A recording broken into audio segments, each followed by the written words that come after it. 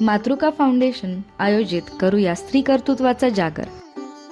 नवरात्रीचा दिवस आठवा. रंग मोर पंखे. सुविचार. गौराईचेच एक रूप म्हणजे देवी कामाख्या.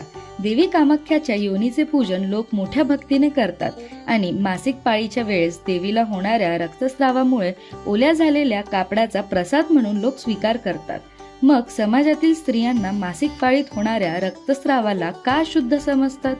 एवढेच काय तर गौराईची पूजा करता यावी म्हणून मासिक पाळी पुढे सरकवण्याचा गोळ्या घेतात, ज्यामुळे स्त्रियांच्या मासिक चक्रावर परिणाम होतो.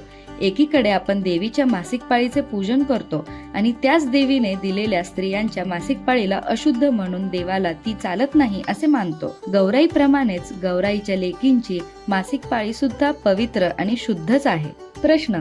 नवरात्र, गणपती आणि इतर सणवारांना पाळी वाढायला गोळ्या न घेता मासिक पाळीत सुद्धा पूजा करणे अशुद्ध, अपवित्र नसून शुद्ध आणि पवित्रच आहे हे पटवून देण्यासाठी महिलांनी कोणते प्रयत्न करावेत?